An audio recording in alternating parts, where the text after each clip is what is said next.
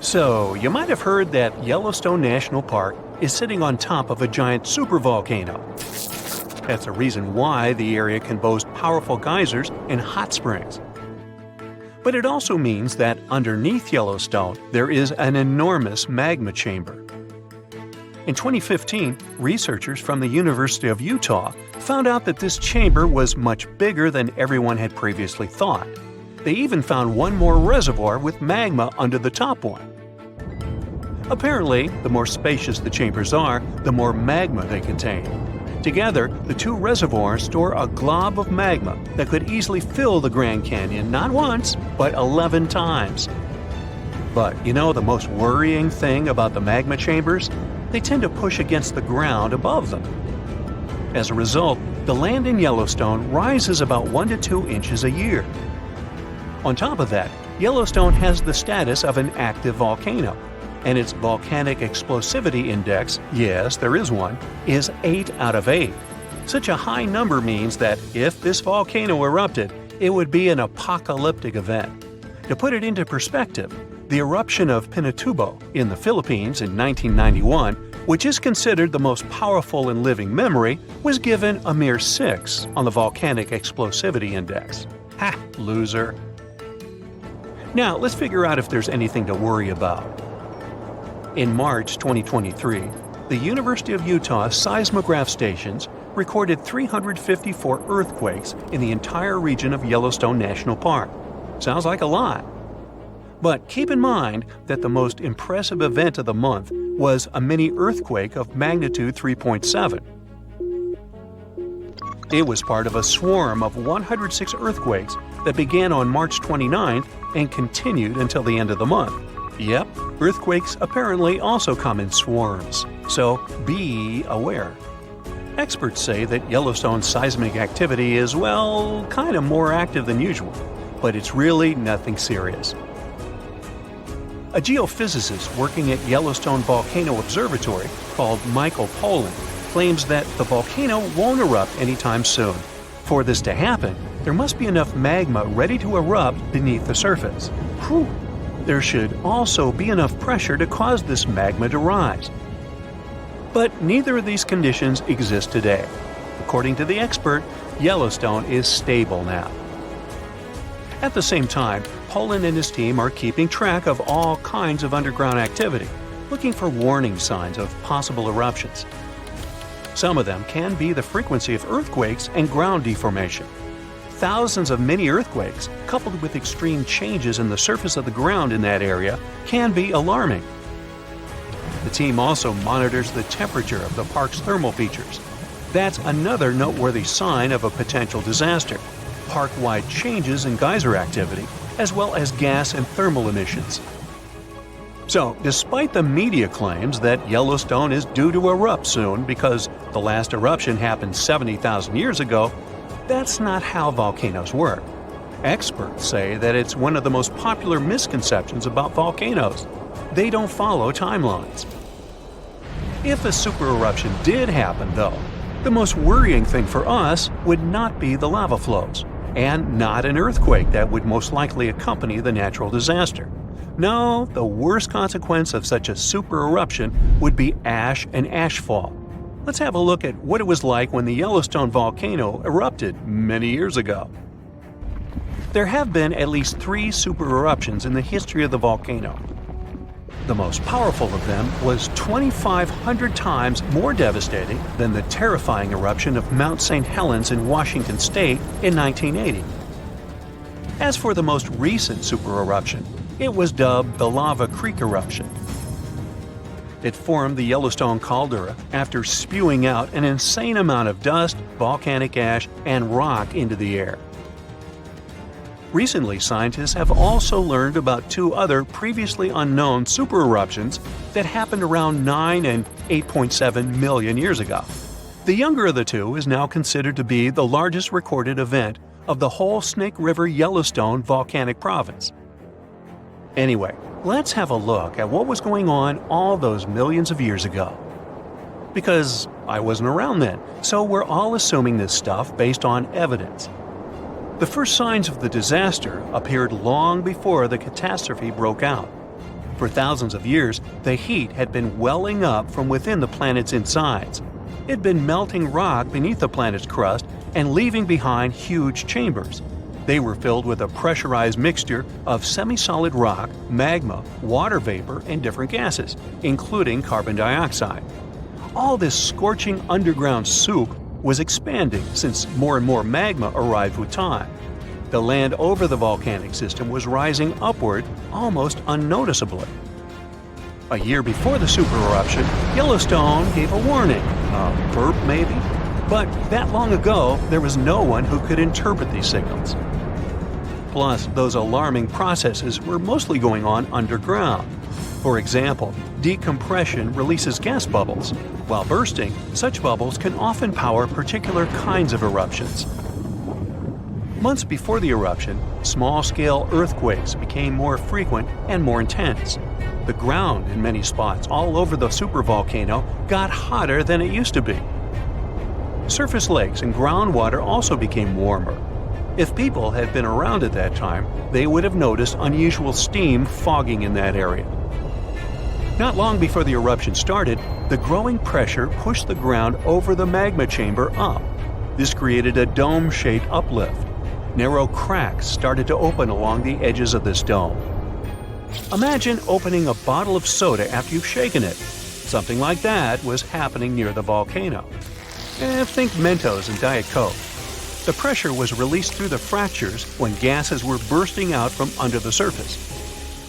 So right before the disaster, the ground around the Yellowstone volcano lifted. Geothermal pools and geysers heated up to boiling temperatures and got more acidic than usual. The magma started to rise toward the surface. At one point, the rock roof of the magma chamber couldn't resist anymore, and the eruption kicked off. Small but constant tremors began to move the ground days before the catastrophe.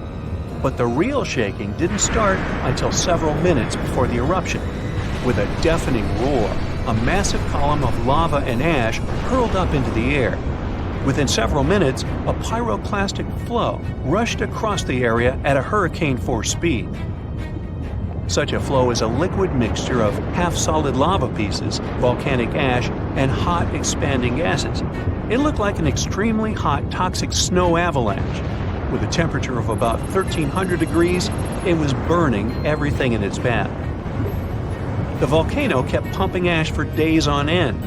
For all living creatures, ash fallout was one of the most dangerous consequences of the eruption. Volcanic ash turns into glassy cement within seconds of being inhaled. Most animals didn't have a chance to survive. Even thick trees started to collapse under the weight of this dense substance. It only took a couple of days until a thick layer of ash covered huge territories. After the ash got into the stratosphere, the temperatures all over the world started to drop. The eruption was rich in sulfur, which is an effective sunblocker. That's why it soon got so cold that there was no summer in the whole world for the next several years. Animals couldn't find food and clean water. This natural disaster, called the Gray's Landing supereruption, was colossal. That's how researchers described it in their recent studies. It affected a huge territory.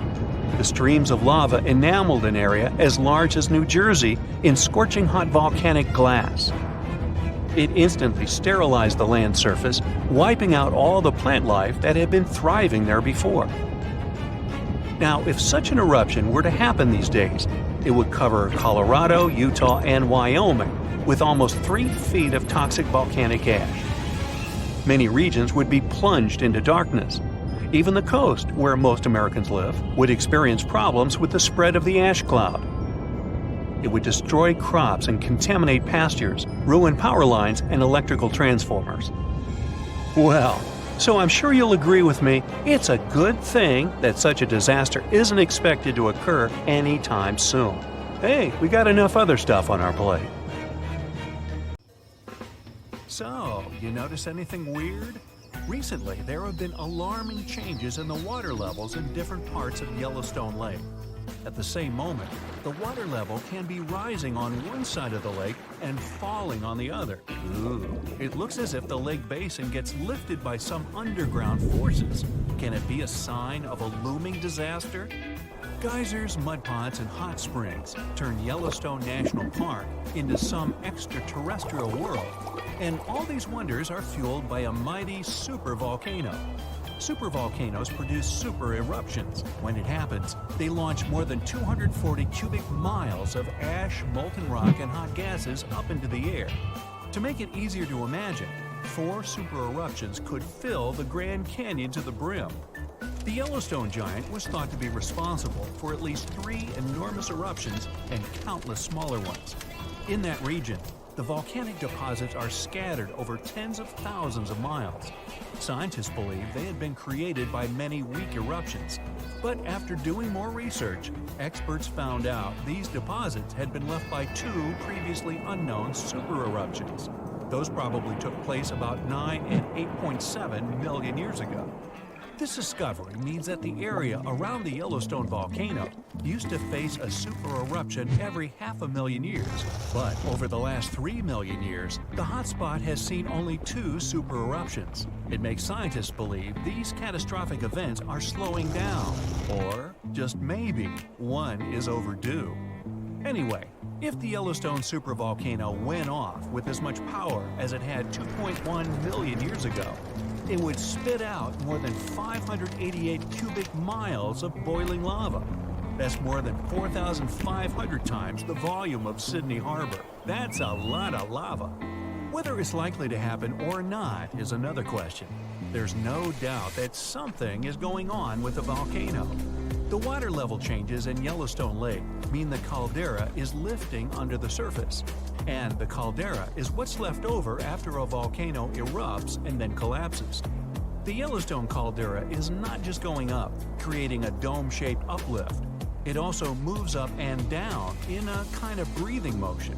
It might be because the magma is seeping into the crust, or because this magma is heating up the Yellowstone hydrothermal system, making it expand and raise the crust. Yellowstone has the status of an active volcano. Its volcanic explosivity index is 8 out of 10. Such a high number means that if this volcano erupted, it would be an apocalyptic event. Right before the disaster, the ground around the national park would lift. Geothermal pools and geysers would heat up to boiling temperatures and get more acidic than usual. The magma would start to rise toward the surface.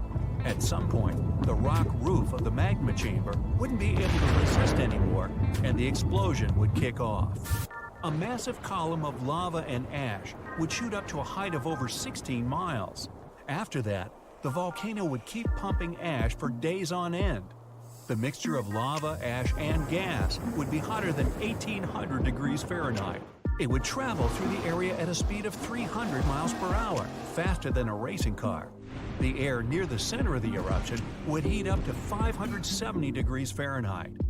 One of the most dangerous consequences would be ash fallout. Volcanic ash can turn into glassy cement within seconds after being inhaled and getting in the lungs. People and animals would have problems with breathing. Okay, so that's an understatement, just so you know. Buildings would start to collapse under the weight of this dense substance. It would take just several days until a 10-foot layer of ash covered the territory of about 50 miles around the center of the eruption. After the ash got into the stratosphere, the temperatures all over the world would start to drop. If the eruption was rich in sulfur, an effective sunblocker, it would get so cold there would be no summer in the entire world for the next several years. The monsoon seasons would change. Agriculture would face serious problems. There would be issues with food supplies.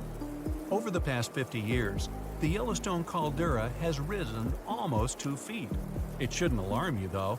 Experts are sure it's a natural behavior for Yellowstone. Periods of dome-shaped uplift are followed by the caldera lowering. Scientists think the supervolcano doesn't present any danger at the moment. For an eruption to happen, the magma inside has to be at least 50% molten. With Yellowstone, this number is just 5 to 15%. The probability of the eruption is 1 in 730,000. Safe to say, it's a long shot. Even better, a recent study made the researchers believe the hotspot might be in a state of decline right now, even despite all the breathing and dome-raising activity. Still, there have been tons of discussions about what people could do to prevent the disastrous supereruption from happening.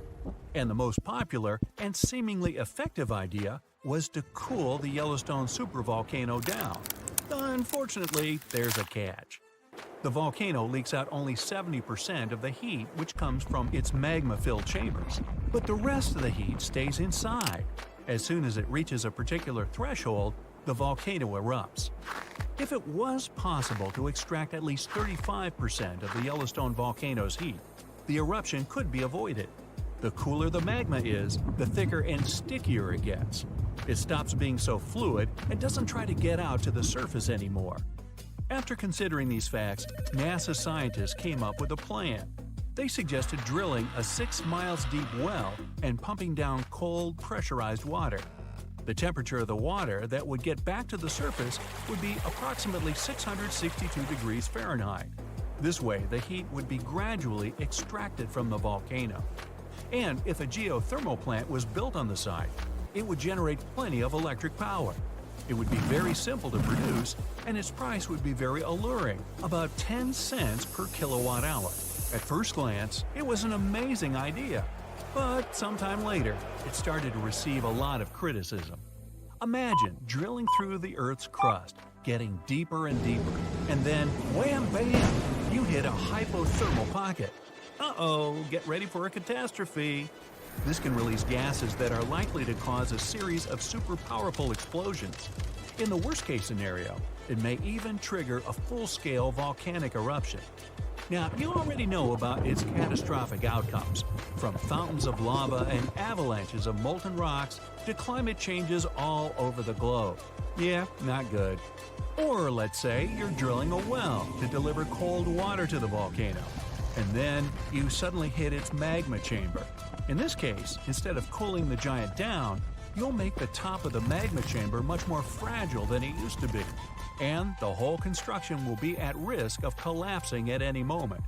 And don't forget that your drilling may also release toxic gases. They often accumulate at the top of the reservoir with magma. Can it get any worse? Well, yes it can. The whole process would stretch for more than 16,000 years. This method is too risky to cool the volcano down as fast as people would probably want. And scientists aren't even 100% sure that when the cooling system construction is finished, the volcano will stay cold for at least another 100 years. And last but not least, the project of making the Yellowstone supervolcano a bit cooler would cost a mind-boggling $3.5 billion. A huge price for something that might not work out altogether. Oh, by the way, Yellowstone isn't the only volcano that has a lava dome that's lifting at the moment. Lava domes are created when magma gets to the surface and then gathers around the vent. Scientists have found one of those inside an underwater volcano in Japan. This dome is more than 2,000 feet high and more than 6 miles wide. Even though the Japanese supervolcano seems to be sleeping, experts don't let their guard down. A volcanic system can go from being calm and docile to teetering on the edge of an eruption in the blink of an eye. Another massive dome is growing in the central Andes, on top of the planet's largest active magma store. The Altiplano Puna Plateau, well there's a tongue twister, and where the dome was found, is the second highest plateau in the world, and the dome itself is more than half a mile tall. You might wonder how come experts have known nothing about this enormous uplift until recently. The answer is simple. It was hidden within the plateau. It's an arid region littered with volcanoes, and it stretches for thousands of miles. Yep, another case of hiding in plain sight. We all know that space missions come with a hefty price tag. To break it down, a ticket to space for an astronaut starts at around $20 million and can soar up to $50 million. NASA may be a well-funded organization, but you can bet they're always on the lookout to cut costs and save millions wherever they can. Plus, NASA has long realized they do not need to go to Saturn's moon to study if there's life there. We already have the suitable conditions for extraterrestrial life in Wyoming. If that resonates with you, then you already understand why NASA is so interested in Yellowstone. To explore life beyond Earth, we need to study environments that mimic extraterrestrial conditions. That's where all those hot springs come into play. Now, it's not the entire park that piques NASA's interest. Let's leave the bears, moose, and other Earthlings to our local biologists. The real hotspot is the geysers, where microbial life flourishes. Oh, by the way, Yellowstone has more geysers and hot springs than the rest of the world combined. In some of them, water can reach temperatures as high as 192 degrees Fahrenheit. You might think, hey, that's only good for steeping tea. But here's the thing. Life in the form of microbes not only survives but thrives in these extreme conditions, having adapted specifically to them. So, could these microbes help us find life on other planets? Absolutely. Now, let's shine the spotlight on the real superstar, the Grand Prismatic Spring. It's packed with silica, which gives it that stunning color. Silica reflects sunlight, especially the blue wavelengths, which is why it looks so vibrant. The coolest part, though, is not the color, but the fact that this spring can teach us a lot about how life evolved. Way back around 4.5 billion years ago, I wasn't around then, living things didn't know how to harness energy from sunlight yet, so they were using chemical processes instead, just like they do now at the Grand Prismatic Spring. But why are we talking about other planets? Well, if life on Earth kicked off in a comparable way to what we see in Yellowstone, there's a good chance we could find something similar elsewhere in the universe. And if we could nail down exactly how life started here, we could really fine-tune our search for life on other planets. Geysers, very similar to those in Yellowstone, can be found on moons like Enceladus, which orbits Saturn, and Triton, which is a moon of Neptune. But how do they compare to the geysers we see in Yellowstone? Well, back in 1989, NASA's Voyager 2 spacecraft made a groundbreaking discovery when it spotted geysers on Triton. This was the first time anyone had seen a geyser outside of Earth, not counting the volcanic eruptions on Jupiter's moon, Io, that were found by Voyager 1 in 1979. Since then, more geysers have been found on other moons in our solar system. In Yellowstone, geysers are heated by hot water from deep within the Earth. However, geysers on some of the outer moons get their heat from tidal forces, the gravitational pull from the big planets they orbit. You know how ocean tides on Earth are affected by the moon and the sun? Well, these moons experience something similar, but on a much larger scale. Beneath the icy surfaces of these moons are warm, salty oceans that stay liquid because the thick ice above keeps them insulated. As the moons move closer and further from their parent planets, the constant tugging creates heat, causing the warm water below to shoot out into space whenever there's a crack in the ice. This icy crust and the warm water underneath are a bit like a frozen pond on Earth. But could there be life swimming around in these hidden oceans, just like there are critters thriving beneath the ice of a pond? That's something scientists want to find out. NASA hopes to send advanced spacecraft to explore these distant moons and look for signs of life. But those warm oceans are buried miles beneath the frozen surface. So, how do we reach them? The answer may lie in geysers. In February 2019, a group of planetary scientists decided to visit Yellowstone in the winter to study the similarities between Earth's geysers and those in space. They know that Yellowstone's geysers are home to some tough little microbes called extremophiles, which thrive in extreme conditions like hot or acidic water. The researchers wanted to learn as much as they could about these microbes and the environments they live in. They brought along a bunch of scientific tools to measure things like temperature, pH levels, and oxygen in the water. They also used special instruments to analyze the chemicals in the ice and rocks and sniff the air for gases. Plus, they collected samples of rock, ice, and water from the geysers, catching tiny droplets on sheets of foil coated in geyser spray. Their main target was the Great Fountain Geyser in Yellowstone's Midway Geyser Basin, which puts on a spectacular show 2 to 3 times a day. However, visiting in winter posed some challenges. Some scientists were delayed by snowy weather, arriving late at night right before they were supposed to enter the park.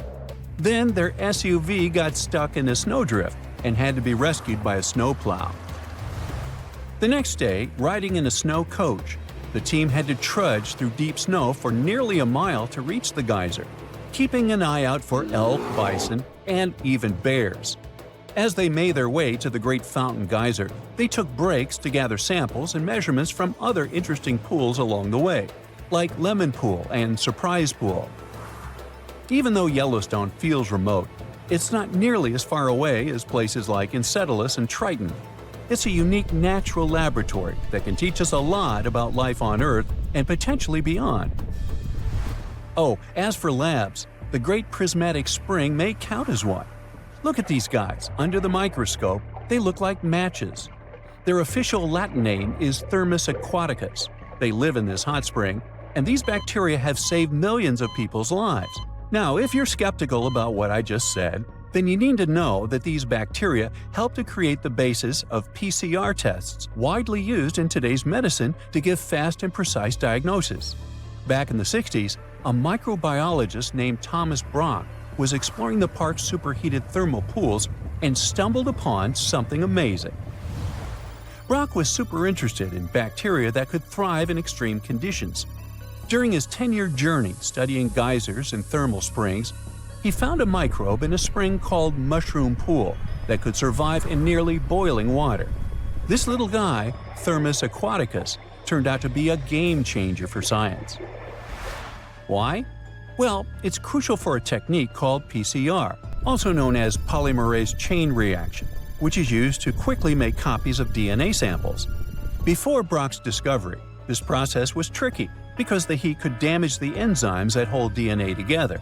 But thanks to Thermus aquaticus, scientists could now heat and cool DNA samples without breaking them down, making everything faster and easier. It all happened because researchers had purified an enzyme called tag polymerase out of this organism.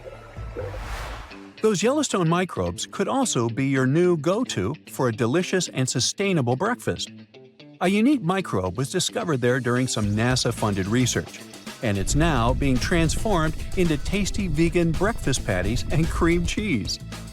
Originally found in a hot spring, this little wonder is called Fusarium strange flavolapsus, and it caught the attention of space enthusiasts as a powerful protein source for long space missions. Plus, it requires way less water and land than beef, making it a smart choice for the planet. Researchers initially looked at this microbe for biofuel, but soon realized it could be cultivated into a complete protein with a texture reminiscent of chicken. Marked as FY, it can be turned into a variety of food products, all thanks to a fermentation process that keeps it free from contaminants. Oh, almost forgot. NASA is even working on a bioreactor to grow FY in space. Ooh, stay tuned.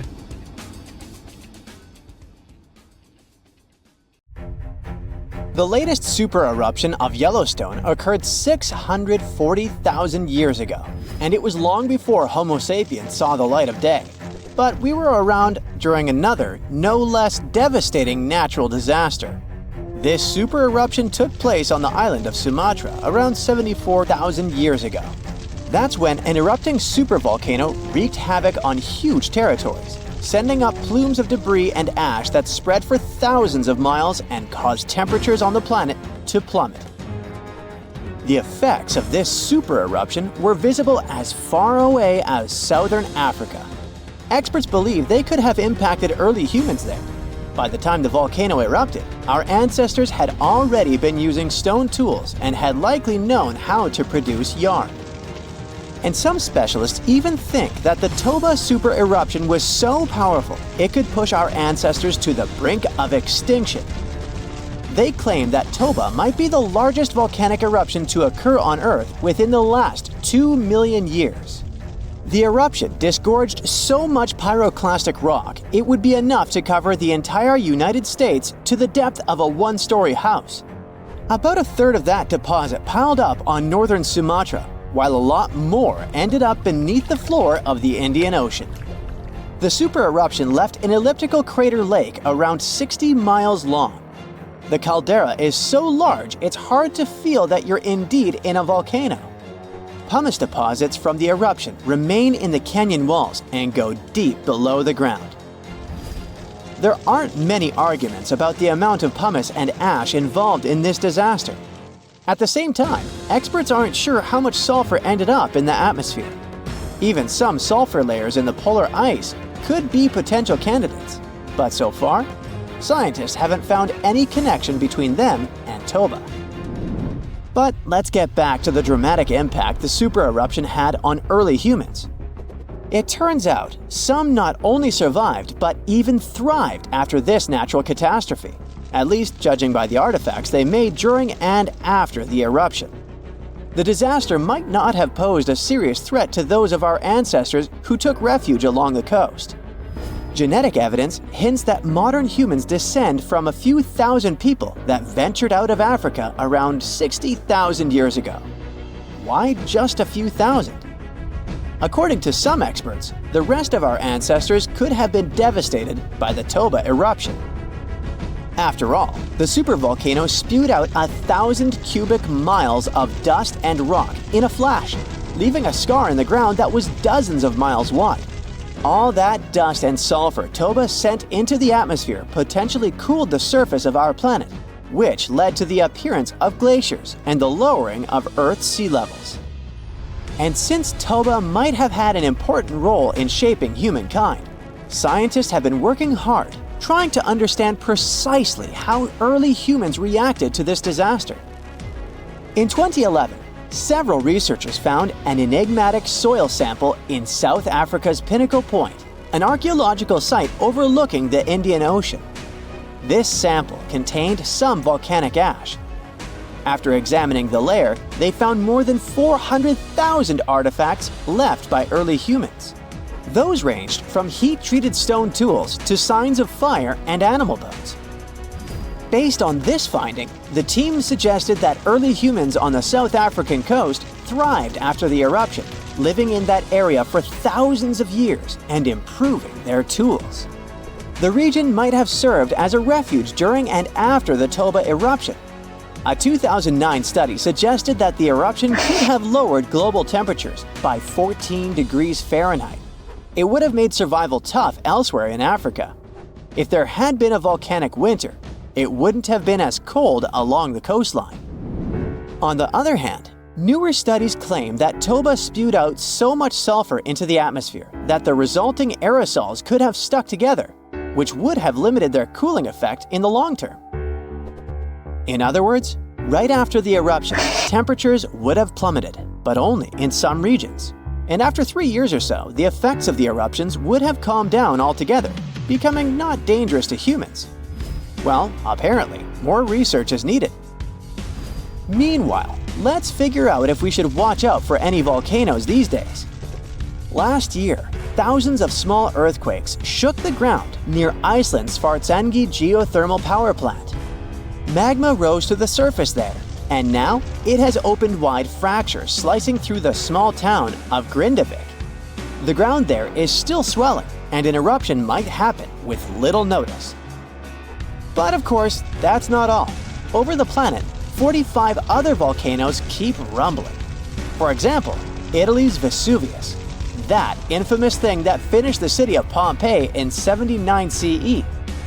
Over the last 17,000 years, the volcano has experienced 8 explosive eruptions, followed by powerful pyroclastic flows, dense masses of super hot ash, lava fragments, and gases flowing at high speeds. The volcano's last eruption happened in 1944. Mount Rainier is one of the most dangerous volcanoes in the USA. Its high elevation, chemical composition, and proximity to Washington's Seattle and Tacoma suburbs, and the volcano's ability to produce massive pyroclastic flows make Mount Rainier a threat to consider. The heat from this volcano could potentially melt the ice and snow covering it, leading to rapid downstream flows of debris, mud, and rocks. The Novarupta volcano in Alaska's Katmai National Park and Reserve formed in a 1912 eruption, which was the world's largest in the 20th century. The volcano sent almost 7 cubic miles of ash and debris into the air.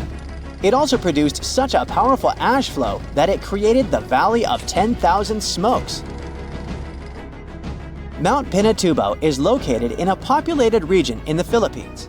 It became notorious after a 1991 massive eruption, which was the second largest eruption of the 20th century. More than 700 people lost their lives during that natural disaster. Today, more than 21 million people live within 62 miles of Pinatubo. Mount Agung, a continuously erupting volcano in Indonesia, had its last major eruption in 1963. It was one of the most tragic eruptions in the country's history. It lasted for 11 months, producing ashfall and pyroclastic flows that led to the loss of more than 1,000 lives and serious property damage. People saw ash plumes above the volcano throughout 2018, following the eruption in November 2017. Japan's Mount Fuji hasn't erupted since 1707. That year, a massive earthquake likely set it off. In 2014, experts warned that Fuji could be at risk of another eruption following the 9-magnitude earthquake that shook Japan in 2011. Experts believed the earthquake had raised pressure below Fuji. The eruption in 1707 sent so much ash and debris into the air that all this mass even reached Tokyo. Should Fuji erupt again, it would affect more than 25 million people in the surrounding areas. The eruption of Washington's Mount St. Helens in 1980 was one of the most destructive volcanic events in U.S. history. 57 people, as well as thousands of animals, lost their lives during that natural disaster. The eruption also destroyed around 200 square miles of forest. Experts think that Mount St. Helens' history of massive eruptions means that future catastrophes are bound to happen. The next explosive eruption might send large amounts of ash all over the Pacific Northwest. No wonder the volcano is under close monitoring. One of Indonesia's most active volcanoes, Mount Merapi, has been erupting for centuries. NASA claims that the biggest risk of this volcano is pyroclastic flows, which can spread over vast areas and harm loads of people.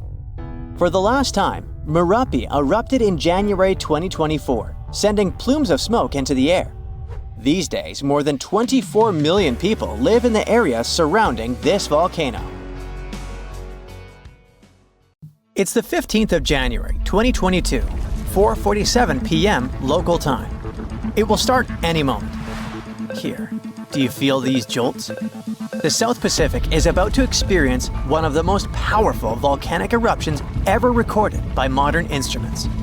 The eruption begins at Hanga Tonga Hanga Ha'api, an underwater volcano in the Tongan archipelago. The eruption itself is enormous. Its volcanic explosivity index is at least VEI 5, with the maximum being 8. It's as powerful as such historic catastrophes as Mount St. Helens in 1980 and Mount Vesuvius in 79 CE. The eruption releases a staggering 2.4 cubic miles of volcanic material and sends over 150 million tons of water vapor into the stratosphere. This amount of water vapor would have been enough to fill 58,000 Olympic swimming pools. Additionally, the eruption generates the fastest underwater currents ever recorded and triggers large tsunamis that struck areas as far as Peru, more than 6,200 miles away from the volcano. And it takes at least 4 lives, with even more missing. But the craziest thing is that just before the eruption, 15 minutes ahead of time, there was a kind of warning. But as it often happens, people simply missed them. 2 seismic stations, about 466 miles away from the volcano, which is pretty far for this kind of thing, picked it up. They figured out it was a Rayleigh wave, which is a type of seismic wave that moves along Earth's surface. This wave was caused by a fracture in the ocean floor, where magma and seawater started to interact under a lot of pressure. That's likely what triggered the eruption. The crazy thing is that normally, volcanic seismic signals are pretty small and can only be detected close to the volcano. But this Rayleigh wave traveled way farther than usual and was much stronger. It means there had to be a massive amount of movement going on beneath the surface before the eruption. While people on the ground didn't feel it, those distant sensors picked it up. And this discovery is great for identifying volcanic threats earlier in the future and for improving early warning systems. If scientists can detect these seismic precursors, they could give a heads up before an eruption happens. That would give people time to evacuate and reduce the chances of injuries or property damage, especially for underwater volcanoes like this one, which can also trigger fatal tsunamis. Now, the eruption was big, but its impact was mostly contained. However, this discovery underlines how important seismic data is for predicting and preparing for these disasters. Even though this precursor wasn't used to issue a warning during this eruption, the idea that we could use this kind of information in real time during future eruptions is really promising, especially for underwater eruptions, which apparently might give us more warning time than we thought. Even though we wouldn't have been able to hear that precursor warning signal, there is a sound so loud it could actually finish you. And while such sounds are incredibly rare, the loudest noise ever recorded was indeed fatal to those who were close enough. On 27 August 1883, the eruption of the Krakatoa volcano in Indonesia created the loudest noise ever measured. It's thought to have been an astonishing 310 decibels at the source. To put this in perspective, a hand drill produces the sound of 98 decibels. The noise produced by a jet engine measures 140 decibels. And the sound of 180 decibels is capable of destroying your hearing tissue. So, the sound Krakatoa produced reached more than 170 decibels at a distance of 100 miles. And sailors aboard a ship just 40 miles from the eruption had their eardrums burst from the sound. The explosion's reverberation was so powerful that it was heard 3,000 miles away. In fact, at a farm in Alice Springs, Australia, over 2,200 miles away, sheep farmers reported hearing what they thought were gunshots. The sound from Krakatoa traveled around the world multiple times. Although no one heard the explosion beyond 3,000 miles, spikes of atmospheric pressure were recorded in places as far away as Canada and England. Those must have been the sound waves produced by the eruption traveling around the globe. Sound above 150 decibels can potentially cause life-threatening harm. In particular, sounds between 170 and 200 decibels can result in lethal conditions, including burst lungs. Anything over 240 decibels could cause fatal injuries, and you don't even want to know what those are. I'll just say that those sometimes happen to cartoon characters, but rarely to people. The scientific explanation behind this is that sound is essentially a wave of pressure, which can travel through both solids and liquids. And, in the case of an incredibly loud sound, pass right through the human body. If the pressure from such a sound is high enough, it can rupture eardrums and internal organs, causing significant and often fatal damage. Now, you probably know how volcanoes sometimes have small earthquakes before they erupt. Well, they often produce this weird sound called a harmonic tremor. The sound kind of hums, and the frequency of the hum gets higher and higher until it suddenly stops just before the volcano erupts. The sound has been recorded at a bunch of volcanoes around the world. But the thing about Redoubt Volcano in Alaska is that its tremor is so intense, people can actually hear it. It's like the volcano is letting out this crazy scream right before the eruption. According to a geophysicist at the University of Washington, the frequency of Redoubt's harmonic tremor is so high that it is barely perceptible as a low bass hum, and that's at its highest pitch. All because the pitch of Redoubt's tremor exceeds that of any other recorded volcano. It questions the limits of the existing models used to explain these phenomena. That's why researchers had to propose a new model to account for these unusually high-pitched tremors. Most volcanoes produce sound when magma bubbles vibrate as they rise through cracks in Earth's crust. But in the case of Redoubt, scientists believe that the harmonic tremor and associated earthquakes occur when magma is forced through a narrow opening under immense pressure. The thick magma sticks to the rock surface inside the conduit, a channel or a pipe that carries magma from a reservoir or chamber to the vent. As the pressure builds, the magma moves upward. This makes it stick again until the pressure forces it to move once more. These sudden movements cause small earthquakes, which, as the pressure increases, occur more rapidly and blend into a continuous rising noise. So it's actually the rocks making the sounds. This new model is important because it could help scientists better understand the eruptive cycles of volcanoes like Redoubt. It could also serve as a limited early warning system. By the time Redoubt began to scream like this, the volcano had already been erupting for a few days. So the tremor might only provide a few minutes or hours of warning before the next explosion. The harmonic tremor at Redoubt reaches an extremely high frequency, then falls eerily silent before the volcano erupts again. This pause occurs when the earthquake activity slows down and the two sides of the fault slip smoothly against one another. Maybe that's when even earthquakes can't keep up anymore. The new model may also apply to other volcanoes, such as the Soufriere Hills volcano on the Caribbean island of Montserrat. The research team is now planning to investigate why the pressure at Redoubt is concentrated in one specific spot. To move ahead in their research, the scientists have created 2 recordings of Redoubt's seismic activity.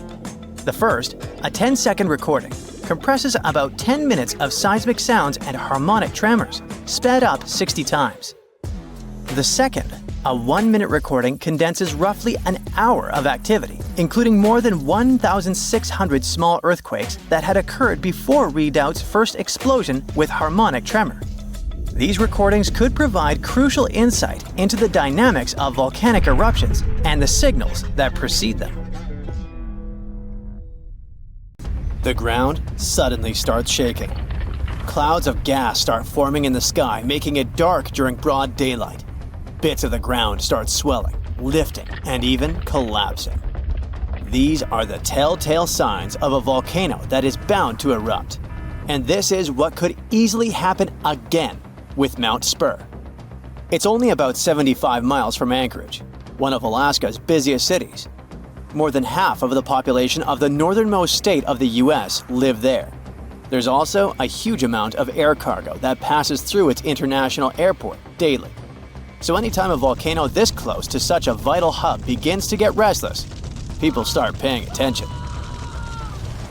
Just FYI, approximately 350 million people in the world live within the danger range of an active volcano. That means that around 1 out of 20 people live in an area at risk of volcanic activity. Alaskans probably wish that Spur's reawakening was fiction, but it's actually true. The Alaska Volcano Observatory picked up on several of these "I'm about to erupt" signs from Mount Spur. So much so that they raised the alert level to yellow, which means unrest above normal background levels. Spur erupted twice in the 90s, and it was pretty intense. If we were ranking volcanic eruptions on a scale from 1 to 10, these eruptions would rank a 6 or 7. Not that terrible, but still worth 10 to 17 million in damages. However, these numbers are nothing compared to Alaska's 1988 Redoubt eruption, another volcano that erupted and summed up a staggering $345 million in damages. Mainly because its ashes hit aircraft engines, such as the KLM 747 that lost power after all its engines went off due to the ashes. If people weren't paying attention to Alaska's unstable geology before that, well, they surely started to after it. When you think of the hazards of volcanic activity, the first thing that might possibly pop in your mind is Pompeii, Italy. Of course, that's the worst-case scenario, a city being engulfed by lava. Spur may seem innocent compared to Vesuvio, but it still took its toll. The last time it erupted in the 90s, and it threw volcanic aerosols over 60,000 feet into the atmosphere. Let's get our science straight here. Think of volcanic aerosols like liquid particles that are released into the atmosphere during an eruption. These particles are usually created when gases from a volcano, such as sulfur dioxide, combine with water and other particles that exist in our atmosphere. These aerosols can actually cool the Earth's surface since they reflect sunlight directly back into space. And that's not the worst part. It can stay in the atmosphere for several years after an eruption, causing lots of health issues. The eruption unleashed blazing fast avalanches of hot gas and ash called pyroclastic flows, along with thick, muddy floods known as lahars. Oh, and there were also the massive volcanic boulders. These rock chunks were huge, some over 3 feet long, and they blasted out from the volcano like nature's cannonballs, landing more than 6 miles away. All that volcanic heat melted part of a nearby glacier, kicking off debris flows that dammed up the Chakachatna River and created a whole new lake along the valley. Some good came out of Spur's first eruption, though. The main lesson was, volcanic monitoring pays off. The local monitoring was able to reduce the economic damage done by the eruption, especially for a city that has an intense air traffic. Spur is deemed as dormant for the moment, but it could go off anytime soon. You see, volcanoes are classified as active, dormant, or extinct, depending on how much action they're putting on. If it's still active, it's still rumbling and erupting somewhat regularly. Dormant means it's had some recent activity, but it's still lying low for now. And extinct, that's when it's been quiet for such a long time that we figure it's done for good. One of the US's most dangerous active volcanoes is Mount St. Helens. This volcano is actually responsible for the most powerful eruption in US history. Its last blast was so intense, it threw off about 1,300 feet off its summit. Basically, the top of the mountain vanished, and if you thought Mount Spur's ash cloud was impressive, St. Helens wins the competition since it launched its ashes 80,000 feet into the sky. Eastern Washington plunged into total darkness. But it wasn't just that. In a matter of 3 minutes, the eruption hurled 3.7 billion cubic yards of blazing rock and dust, enough to fill 1 million Olympic-sized pools across 230 square miles of lush forest. Actually, the earthquakes that anticipated the eruption started weeks before May 18, 1980. A ground shake of magnitude 5.0 went off, triggering a landslide on one side of the volcano. By the end of the official eruption date, 57 people had lost their lives. Nearly 7,000 big game animals like deer and elk were wiped out, and millions of birds laid scattered on the burnt earth. Researchers don't think St. Helens will blow at the same magnitude again anytime soon, but they're keeping an eye on it, because this volcano is not exactly finished. By the way, the word volcano comes from the Roman name Vulcan, which was the Roman deity of fire, and they often happen at the meeting point of tectonic plates, which are the pieces of the Earth's surface that fit together like a jigsaw puzzle. The so-called Ring of Fire, located in the Pacific Ocean, is the world's danger zone when it comes to volcanoes. It contains between 750 and 915 active volcanoes. The largest volcano located in the Ring of Fire, also the largest active volcano in the world, is the Mauna Loa. It's over 13,000 feet high, and it's located in Hawaii. Researchers say that Mauna Loa has been erupting for at least 700,000 years. Its most recent eruption began on the 27th of November 2022, and it lasted until December 13th. It's been quiet since the 80s until it decided to wake up again. Thanks to constant monitoring by the Hawaiian Volcano Observatory, it didn't cause any casualties when it last erupted. Scientists have been investing big time on volcanic monitoring, not only to reduce economic hazards, but also to save lives. The most recent attempt has been to drill into volcanoes. Recently, a group of scientists went all the way to Iceland in one of the world's volcanic hotspots. There are around 33 active volcanoes in Iceland alone, but the one that is the most interesting to them the most is the Katla volcano. The Katla has erupted around 30 times in the last 1,000 years, and its most recent eruption was in the mid-1980s. The project, named Krafla Magma Testbed, or KMT for short, is hoping to advance the understanding of how magma behaves underground. The main advantage of this drilling research is predicting the risk of eruptions, but it can also help to push geothermal energy forward. I mean, can you imagine having electricity that is run by the limitless source of volcano power? The KMT team will begin drilling holes deep into volcanic ground in 2027. They're aiming at reaching over a mile into the ground. After all, it's different to monitor lava activity when it's on the surface than when it is still below ground. This will allow researchers to listen to the pulse of the Earth, according to them. They're saying this research is as revolutionary as the first time man went to the moon. Oh, and speaking of that, I was shocked to discover that volcanoes exist all throughout the solar system. Yep, other planets and moons have volcanoes too. The largest volcano in our solar system is Olympus Mons on Mars. It's a shield volcano, much like the ones that make up the Hawaiian Islands. It's about 370 miles wide. If we transported it all the way back to Earth, it would almost occupy all of Poland. Yikes.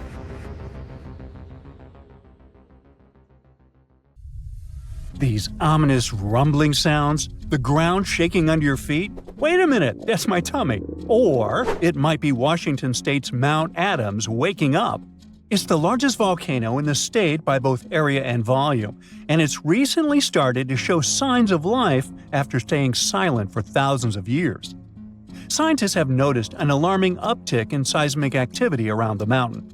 And since the last eruption here happened between 3,800 and 7,600 years ago, humanity was still in the Stone Age at that time. This sudden chattiness has scientists, let's say, curious.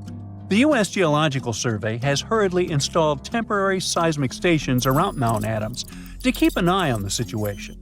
At the same time, they reassure the public there's no need to panic.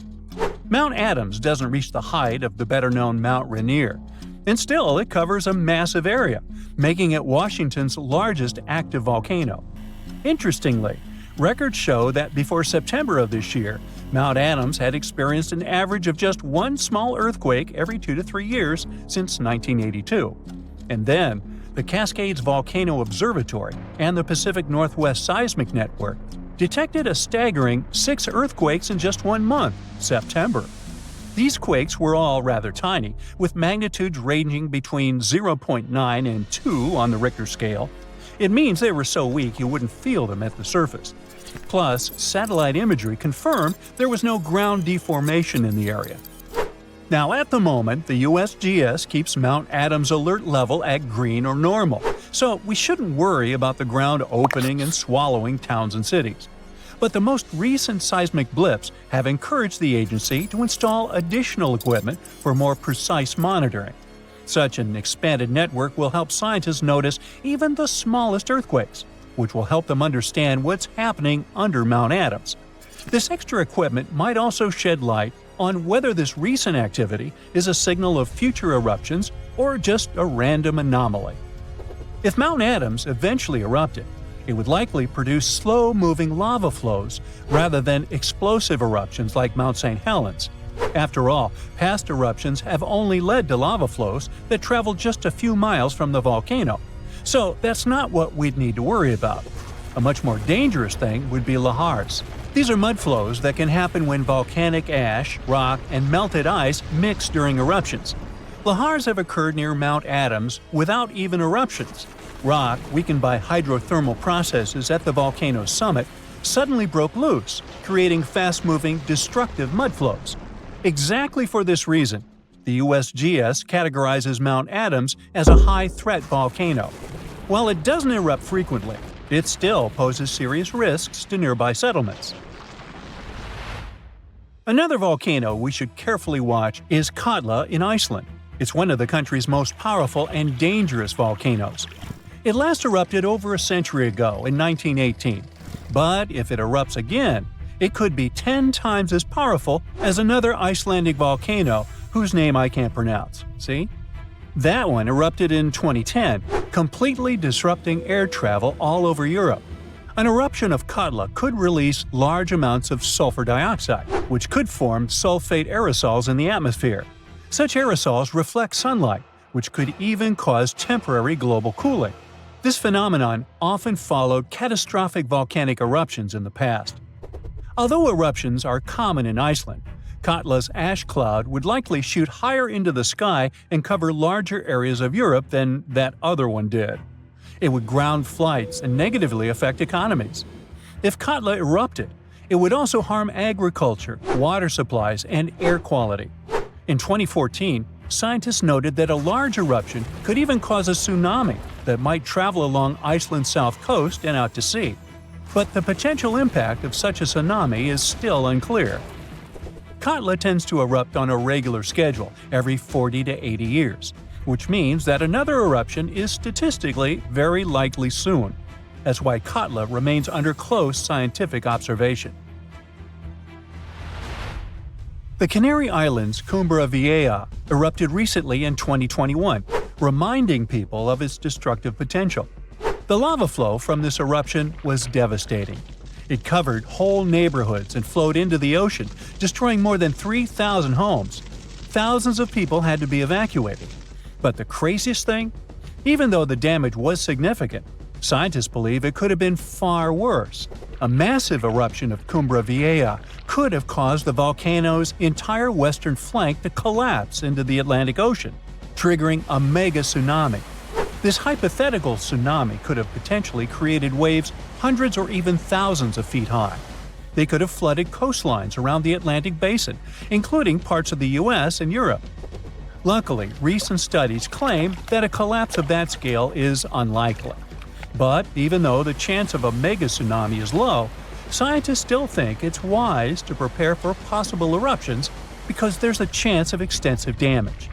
The lava flows that occur at this volcano tend to be extensive and dangerous to both human life and the infrastructure on the island. If you decide to travel to Ecuador, you should be wary of Cotopaxi, one of the most active volcanoes in this country. It's been rumbling with minor eruptions since 2022. While these eruptions have been relatively small, Cotopaxi has a great potential for a major eruption, and it has scientists on high alert. If Cotopaxi erupted on a large scale, it could produce a massive ash cloud over 12 miles high, threatening the lives of around 200,000 people in the neighboring area. A serious danger is Cotopaxi's snow-capped summit. It would melt super rapidly in a major eruption.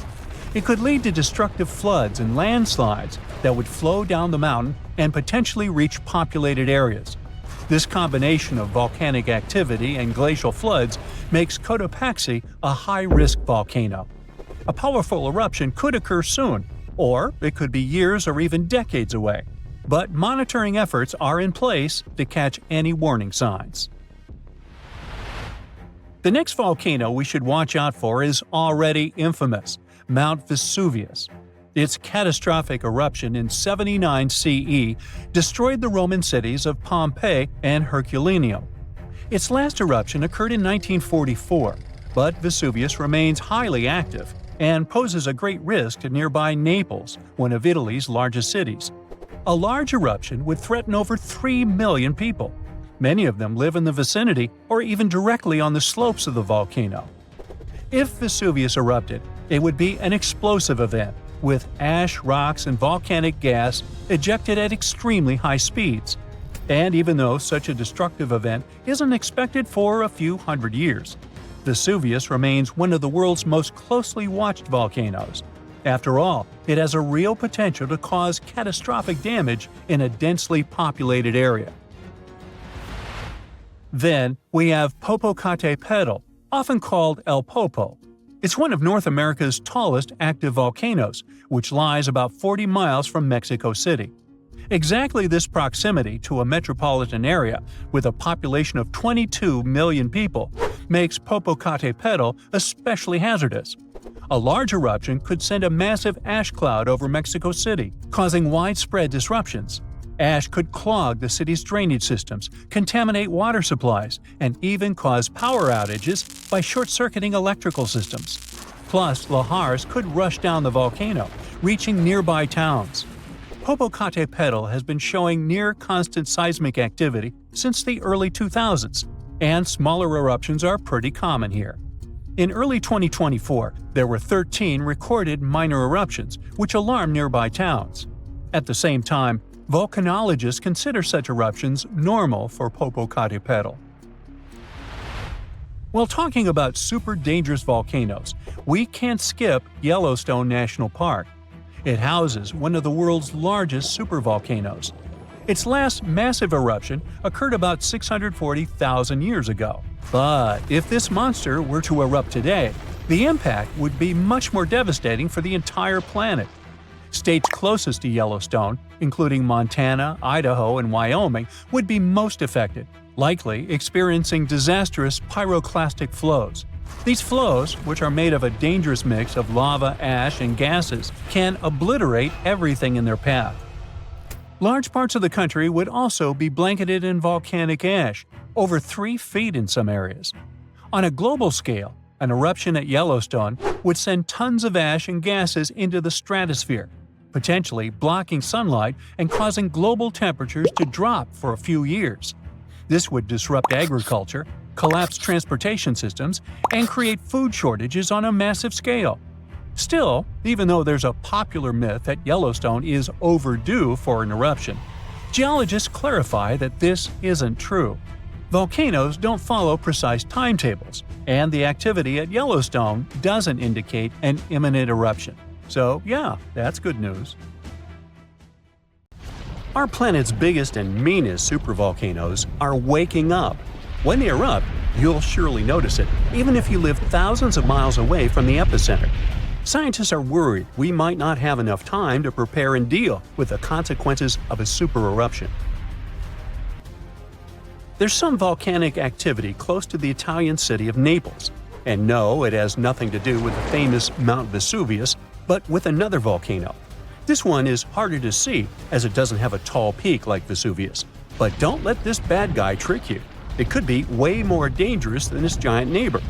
It does have a huge crater that's about 8 miles wide.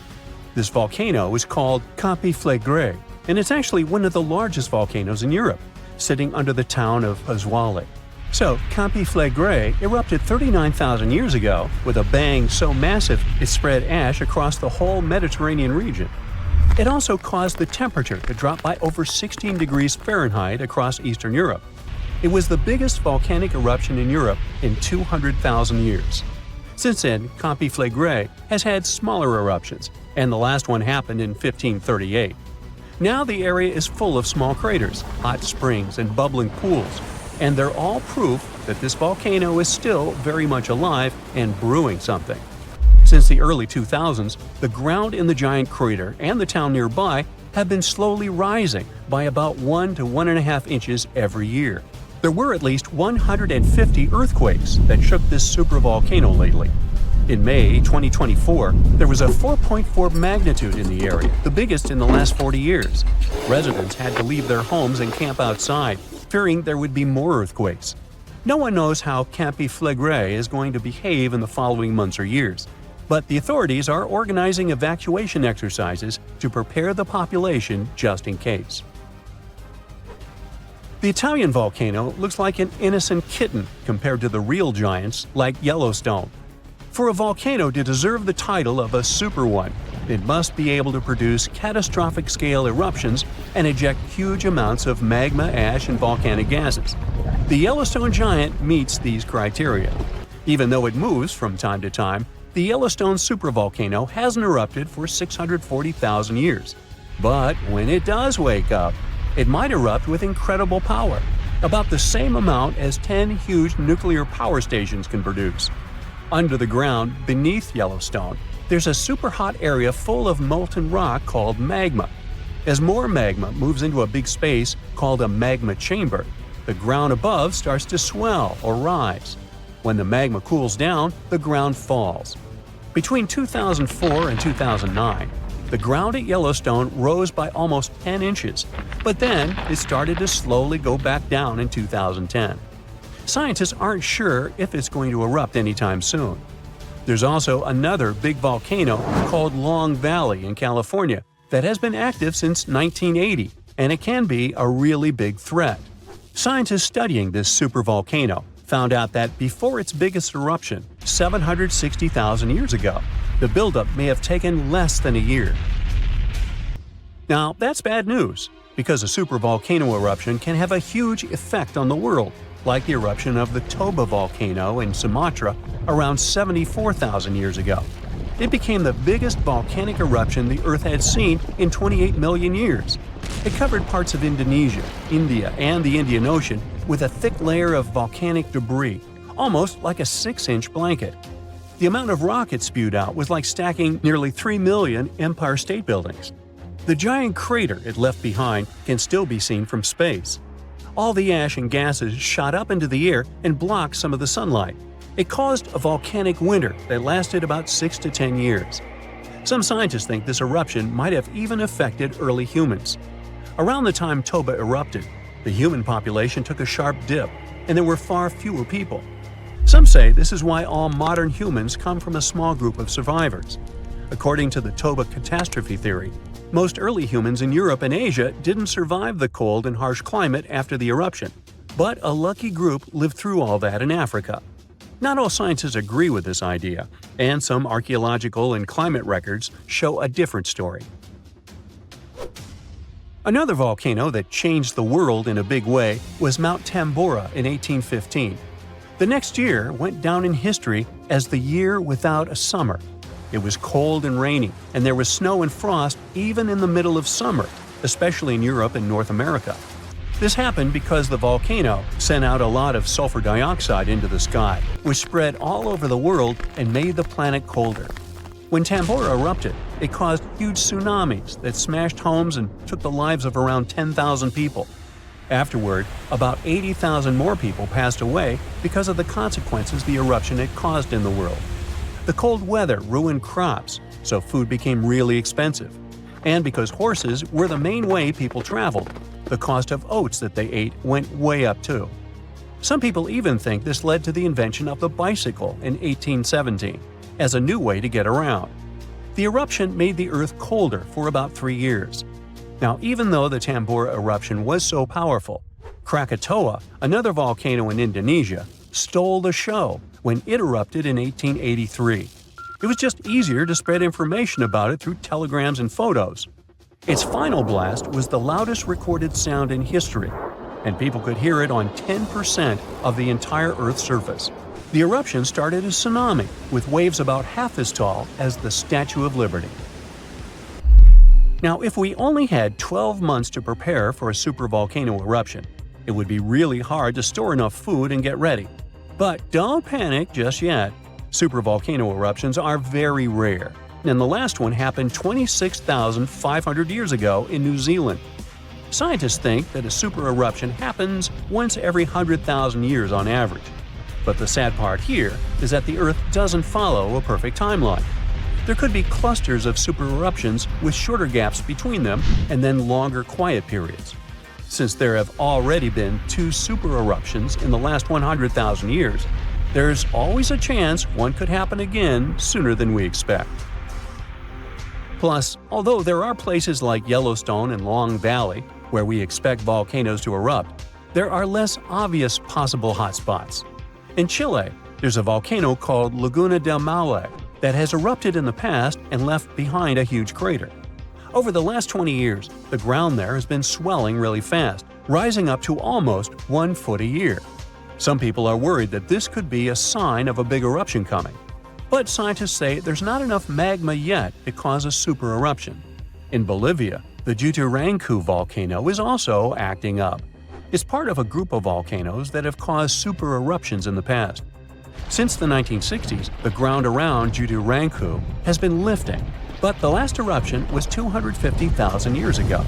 Even though the magma might be rising, it's not enough to worry about just yet. The chances of a super eruption happening during our lifetime are 1 in 1,400, which is pretty low, so you don't need to worry too much. But just like someone wins the lottery every week with very small chances, a super eruption could happen sometime in the future, and when it does, we'll need to be prepared. The largest volcanic region on Earth is not in Africa or Japan, but under the ice of Antarctica. Scientists found 138 volcanoes in its western part, and if they decide to go wild, you'll surely notice it. They could melt huge amounts of ice that will move into the ocean, raise its level, and make our planet uninhabitable for humans. But before you pack your things to fly away to another planet, hear me out. Only 2 of the Antarctic volcanoes are officially classified as active now. And it would take a whole series of eruptions, decade after decade, to seriously impact the whole world. Mount Erebus, one of the 2 Antarctic volcanoes currently in action, proudly bears the title of the world's southernmost active one. It has been continuously erupting since at least 1972. It emits plumes of gas and steam and sometimes even spews out rocks, and scientists call it strombolian eruptions. One of the coolest features is a lava lake in one of its summit craters, with molten material on the surface. Such lakes are rather rare because they need certain conditions to make sure the surface never freezes over. The second active volcano is Deception Island, a horseshoe-shaped landmass. It is the caldera of an active volcano that last erupted over 50 years ago. Scientists who monitor it say it shouldn't go wild anytime soon. Antarctica also has plenty of fumaroles. Those are volcanic vents that release gases and vapors into the air. In the right conditions, they can spew out enough stuff to build fumarolic ice towers up to 10 feet tall. Scientists keep an eye on the Antarctic volcanoes with seismometers that detect when the Earth starts trembling from volcanic activity. Sometimes they also use more complicated tech, but it's all really challenging because of how far away this polar region is and how tricky it is to get there. That's why no one can predict when one of the continent's volcanoes that are now sleeping might erupt. We can guess what this waking up would look like if we analyze the events from nearly 20,000 years ago. So, shall we?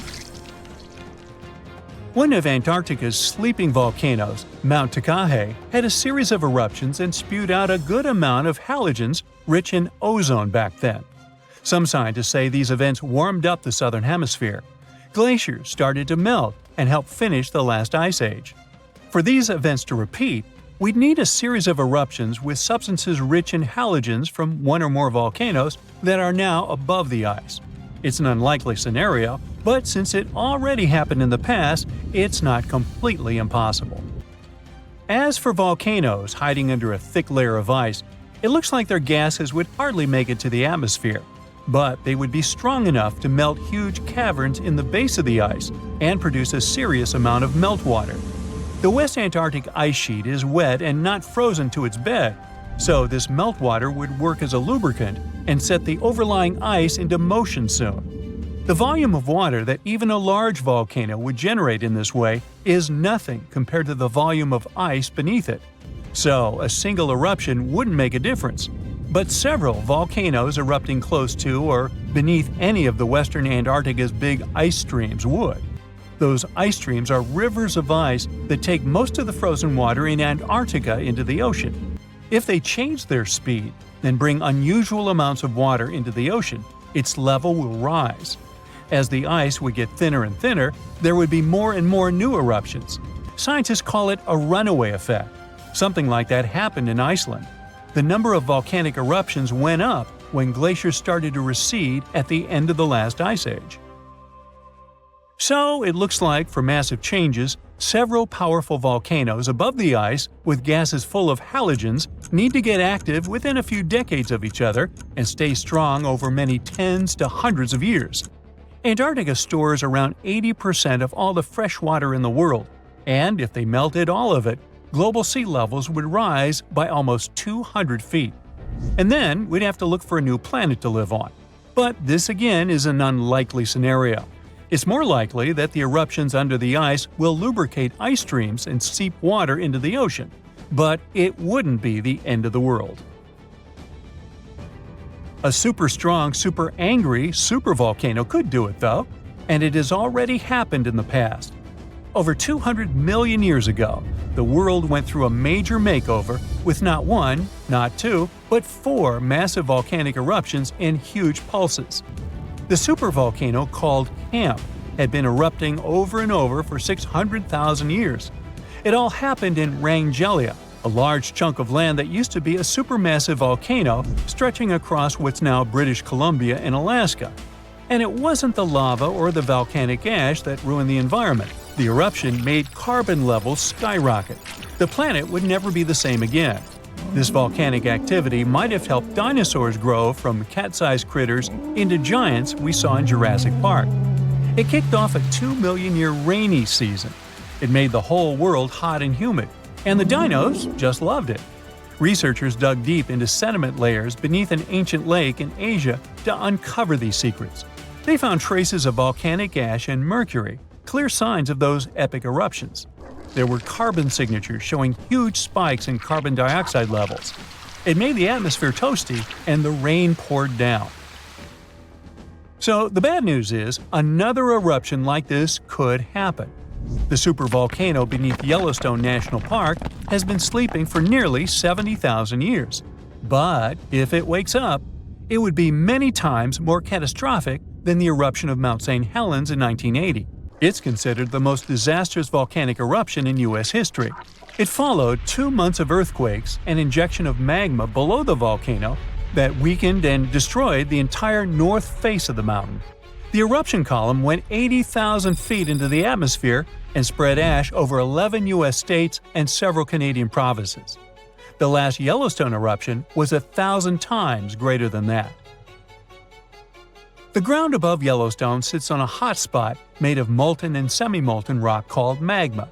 This magma stuff flows into a chamber beneath the park, about 4 to 6 miles down, making the ground puff up like a balloon. But then, as it cools down, the ground goes back to its usual state. Volcano watchers have been keeping an eye on this for a century. They noticed the ground lift up about 10 inches around 20 years ago, but since 2010, it's been going back down. The experts say we have no big eruptions on the horizon, so doomsday isn't coming anytime soon. But there's some underground activity going on lately which keeps us interested. Since humans haven't been around to witness every little thing Yellowstone does, it's kind of tough to say for sure what's brewing down there. Yellowstone has had some epic eruptions within the last couple million years. They happen like clockwork, with gaps of 600,000 to 800,000 years between them. The last big one was around 640,000 years ago, and it basically reshaped the entire landscape, spreading ash and debris as far as Louisiana. You can still see the aftermath of the last big eruption in the Yellowstone caldera today. Experts say a massive eruption like the last one is an unlikely scenario. We're more likely to see eruptions of steam and hot water or lava flows. When and with what force it will wake up remains a mystery to scientists.